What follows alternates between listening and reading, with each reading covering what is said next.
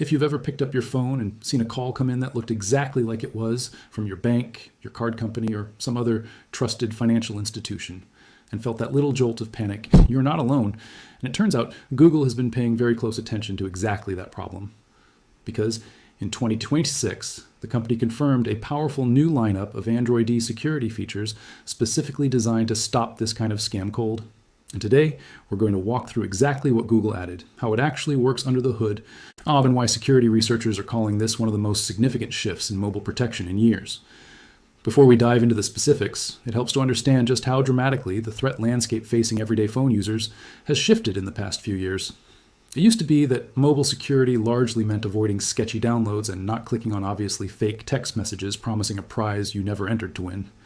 Today's scams look nothing like that anymore. They are polished, professional, and psychologically engineered, often built around real publicly available information about you and increasingly automated using the exact same kinds of artificial intelligence tools that power legitimate consumer products. A scam call impersonating your bank today can sound calm, professional, and completely convincing, using a spoofed number that matches your bank's real customer service line down to the digit. That escalation in sophistication is precisely why Google's response had to escalate right alongside it, moving away from simple passive warnings toward active, automated systems that can intervene in real time without waiting for a human being to recognize a scam and manually report it. Let's start with the headline feature, the one that's driving most of the buzz, something Google calls verified financial calls. Here's the problem it's solving. Scammers have gotten extremely good at a trick called caller ID spoofing, where they use internet-based calling systems to make an incoming call appear as though it's coming from a completely legitimate, trusted number, like the customer service line of your actual bank. You see the familiar name pop up on your screen, you assume it's really them, and that's exactly the moment scammers use to convince people to transfer money or hand over sensitive account details. According to data cited by Google, these kinds of spoofed financial scam calls are responsible for an estimated $980 million in losses every single year, worldwide. And that's a number that should stop anyone in their tracks, because it means this isn't some rare edge case threat. It's a massive, systemic problem draining money from ordinary people at a staggering scale. So how does verified financial calls actually work? Google designed it to run quietly in the background without requiring you to do anything differently in your day-to-day life. If you already have a participating bank or financial institution's app installed on your phone and you're signed into it, Android essentially forms a silent partnership with that app. When a call comes in that appears to be from that bank, Android reaches out directly to the bank's own app behind the scenes and asks a simple but powerful question: are you actually calling this person right now? If the app responds and confirms that no, it is not currently placing an outbound call, Android automatically ends that call on your behalf, cutting the scammer off before you even have a chance to answer and get pulled into a manipulative conversation. Some banks are going a step further too, designating certain phone numbers as inbound only, meaning those numbers are only ever used for you to call in, never for the bank to call out. Any incoming call that tries to spoof one of InHo's inbound-only numbers gets shut down immediately and automatically. No verification handshake even needed, because the bank has already told Android in advance that a real call from that number should never exist. Google has confirmed that this feature is beginning its rollout on Android 11 and newer devices, starting with partnerships involving Revolut, Itaú, and Nubank, with plans to expand to a much wider list of banks and financial institutions later in the year. And it's worth pausing here for a second, because this really is a meaningfully different approach compared to older, more generic scam call warnings you might have seen before. This isn't just flagging a number as suspected spam based on community reports, the way a lot of caller ID apps have worked for years. This is a real-time, verified handshake between your phone's operating system and your actual bank's own servers, confirming in the moment whether a call is genuinely coming from them or not. That's a fundamentally more reliable way to fight impersonation scams, because it doesn't rely on guesswork or crowdsourced blacklists that scammers can often route around. It relies on direct confirmation from the one party who actually knows the truth, the bank itself. But verified financial calls is really just the headline act in a much bigger security overhaul. Google rolled out across Android in 2026, and if we stopped there, we'd be missing most of the story. Let's talk next about something called live threat detection, a feature that's been quietly running in the background on many Android devices, using on-device artificial intelligence to watch how apps behave and flag anything that looks suspicious. In 2026, Google significantly expanded what this system can catch. It's now specifically watching for two sneaky techniques scammers and malicious apps love: to use. The first is SMS forwarding, where a malicious app secretly grabs an incoming text message, maybe containing a one-time verification code, and silently forwards it along to another phone number without your knowledge, effectively letting an attacker intercept sensitive codes meant only for you. The second is something called an accessibility overlay, a technique where a malicious app abuses Android's accessibility permissions. Originally designed to help users with disabilities navigate their phones, to display invisible or nearly invisible content on top of your screen. This overlay can trick you into tapping something you didn't actually mean to tap, essentially hijacking your own taps and swipes without your knowledge, all while you think you're interacting with a completely different legitimate app. Google is also introducing something called dynamic signal monitoring, specifically on Android 17 devices. And this is a genuinely clever piece of engineering. Instead of relying purely on static rules baked into the operating system, dynamic signal monitoring watches for real time patterns of suspicious app behavior, like an app that suddenly changes or completely hides its own icon and then launches itself from the background. A classic trick malicious apps use to stay hidden on your device after installation, because this system can push down new detection rules dynamically without requiring a full operating system update. Google can react much faster to brand new scam techniques as they emerge in the wild, rather than waiting months for the next Android version to catch up. On top of that, Chrome on Android is getting its own extra layer of protection. If you have safe browsing turned on and you try to download an app directly through Chrome, the browser will now actually evaluate that APK file for known malware signatures before the download even completes, stopping you before you accidentally install something dangerous onto your device. Now let's move to a part of this story that's honestly one of the most quietly important developments in the entire release, something called advanced protection. Google originally launched advanced protection as a single toggle that turns on the strongest possible security settings on your device all at once, specifically designed to guard against sophisticated scams, fraud, and targeted attacks. Since its launch, Google has kept layering in new capabilities under that same umbrella. In 2026, two of them deserve special attention. The first is called Intrusion Logging, and it was developed directly in partnership with human rights organizations, including Amnesty International and Reporters Without Borders. This feature is aimed squarely at protecting some of the most vulnerable users on the planet: journalists, human rights activists, and political dissidents who are frequently targeted by sophisticated government-grade spyware and law enforcement forensic tools. Intrusion logging works by keeping persistent, privacy-preserving forensic logs on the device, logs specifically designed to survive long enough and contain enough detail that security researchers can later investigate whether a device was compromised, something that was genuinely difficult to do before because older system logs simply weren't built with this kind of forensic investigation in mind and were frequently overwritten or erased entirely before anyone realized something suspicious had even happened. Amnesty International themselves have publicly described this as a fundamental shift in the amount and quality of forensic data available on Android devices, which, coming from an organization that has spent years documenting real-world spyware attacks against journalists and activists, is a remarkably strong endorsement. The second major addition to advanced protection is USB protection, which is already available on all Pixel devices running Android 16 or newer, with a wider rollout to other Android devices expected soon.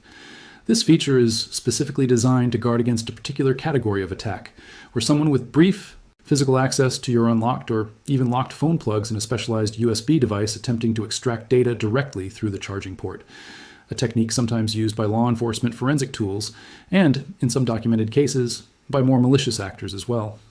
With Android 17, Google is expanding advanced protection even further, removing accessibility service access entirely from any app that isn't specifically labeled as a legitimate accessibility tool, disabling device-to-device unlocking as an extra safeguard, disabling Chrome's web GPU support as a security hardening measure, and integrating scam detection directly into chat notifications so that suspicious messages can be flagged the moment they arrive, before you even open the conversation.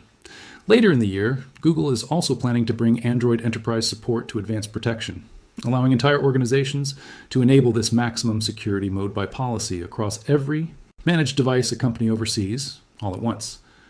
Now let's shift over to a topic that touches almost everyone at some point: the fear of having your phone lost or stolen, because Google has made some genuinely significant upgrades here too.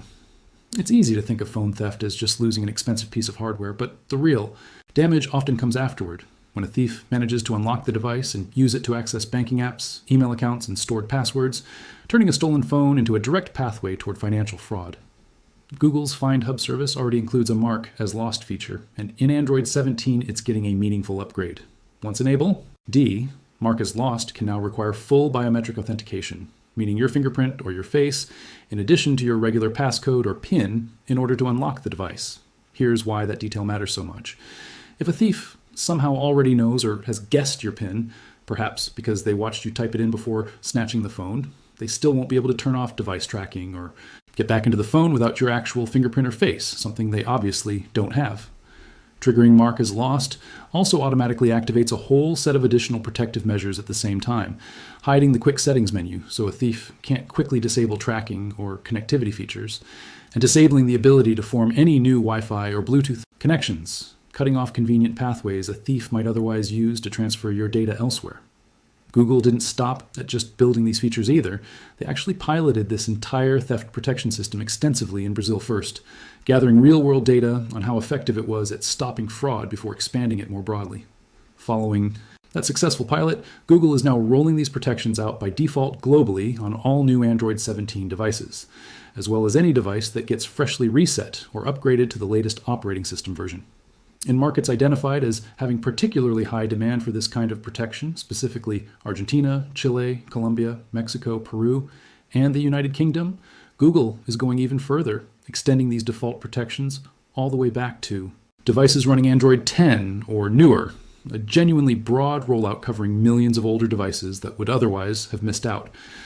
Once these theft protections are active, features like remote lock and something called theft detection lock automatically switch on too, providing immediate protection the moment a device is snatched or stolen, without the owner needing to manually configure anything in a moment of panic. Google has also made it significantly harder for anyone to simply brute force guess their way into a stolen phone. On supported Android 17 devices, the system has meaningfully reduced the total number of times someone can attempt to guess your PIN or password before the device E locks them out entirely. And it's introduced longer mandatory wait times between each failed attempt, a combination that makes rapid, automated password guessing attacks dramatically less practical than they used to be. There have also been careful refinements made to exactly what information the lock screen displays after failed unlock attempts, reducing the amount of potentially useful information a thief could glean just by repeatedly trying and failing to get in. And in a smart nod towards simply getting stolen phones back to their rightful owners in the first place, Android 17 now allows a device's IMEI number, its unique hardware identifier, to be accessed directly from the lock screen on any device running Android 12 or newer. This means law enforcement, phone manufacturers, or mobile network operators can quickly verify who a recovered device actually belongs to and return it without needing to fully unlock the phone first. Though naturally, this feature can be turned off entirely in your device settings if you'd prefer it disabled. Let's pivot now to privacy, because alongside all these anti-scam and anti-theft measures, Google also rolled out some genuinely thoughtful new controls over how apps access your personal information. First up is a brand new temporary location sharing button. In the past, giving an app access to your precise location often meant an all-or-nothing decision. Either you grant permanent access, or you don't get the feature at all. With this new button in Android ID 17, you can now share your precise location with an app temporarily, just for the specific moment you're actively using it, ideal for something like quickly finding a nearby coffee shop through a Maps app, without permanently handing over long-term tracking access once you've closed the app and moved on with your day. Alongside that, Google is making location access itself far more transparent. Similar to the camera and microphone indicators many phone users are already familiar with, there's now a dedicated delocation indicator that appears at the top of your screen the moment any app accesses your location.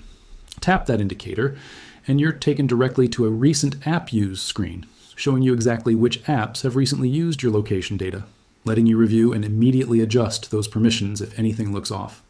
And then there's a completely redesigned contact picker, addressing a genuinely long-standing frustration in the Android ecosystem.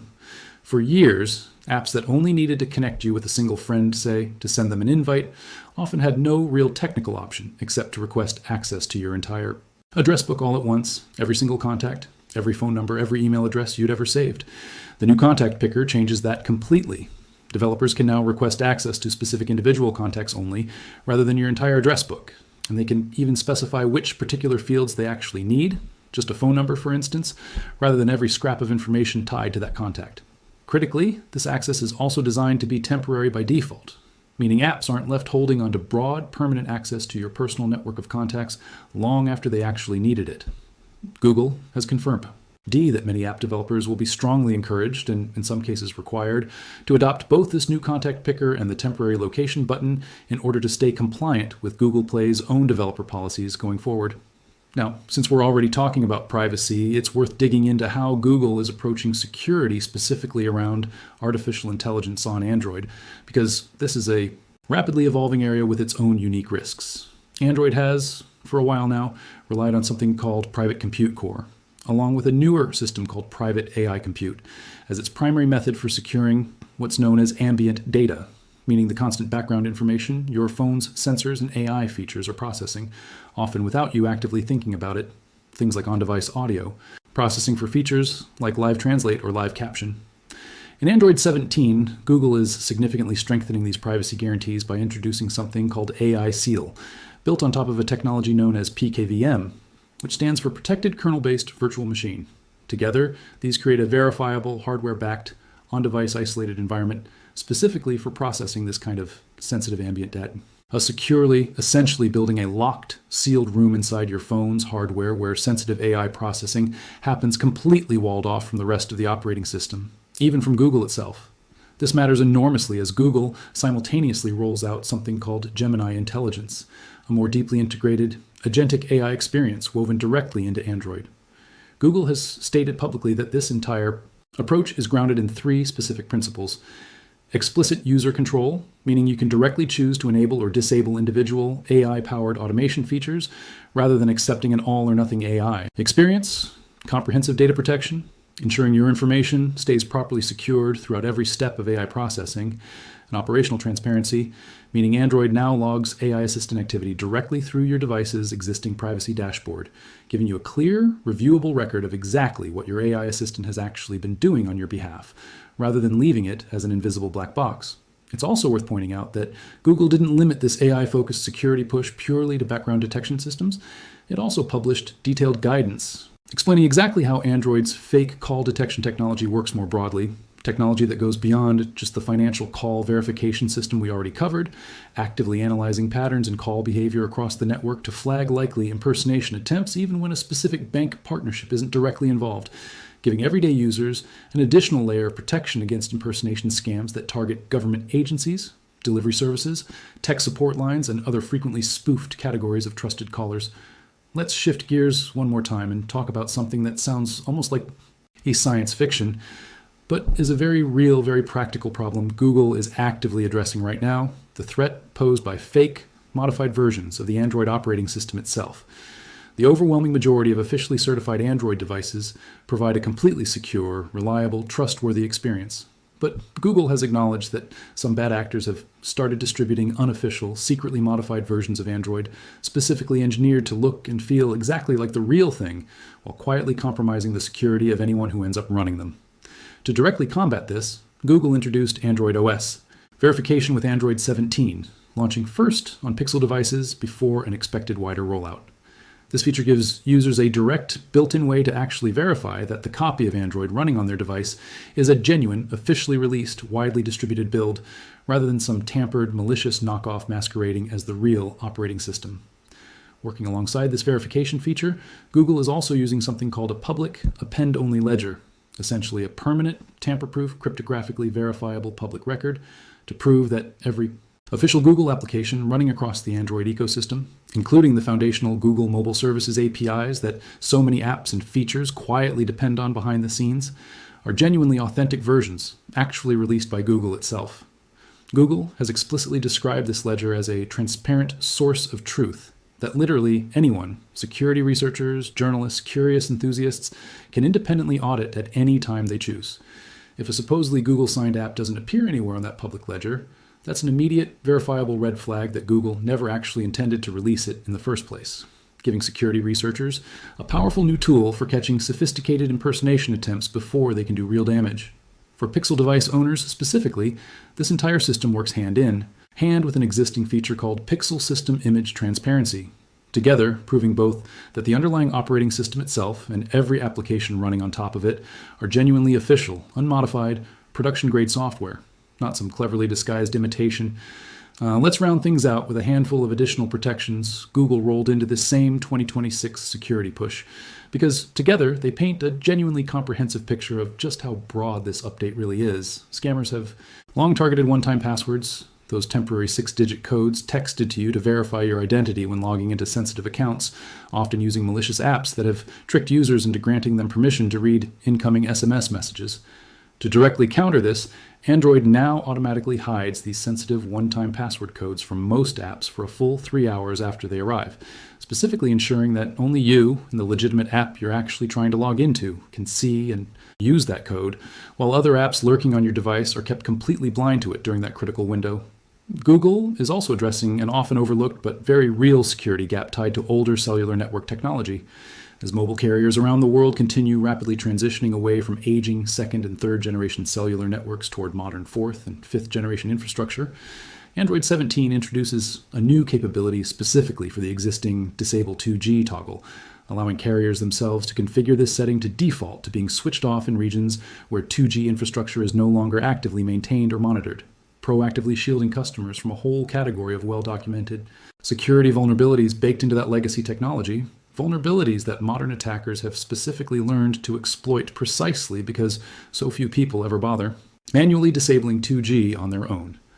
And finally, in perhaps the most forward-looking move of this entire release, Google is actively hardening Android's long-term data protection by beginning to introduce post-quantum cryptography directly into the operating system. This might sound like something ripped straight out of a science fiction movie, but the underlying concern is entirely real and taken seriously by security researchers worldwide. Quantum computers, once they mature sufficiently, are expected to eventually be capable of breaking many of the encryption methods the entire modern internet currently relies on to keep our data safe. By starting to build in quantum-resistant cryptographic protections now, well before quantum computers actually reach that level of capability, Google is deliberately trying to stay ahead of a threat that doesn't fully exist yet, but that the entire security industry widely agrees is coming eventually, ensuring that data encrypted today using these new methods will remain genuinely secure even decades into the future, long after today's encryption standards might otherwise become obsolete and breakable. Before we wrap up completely, let's take a moment to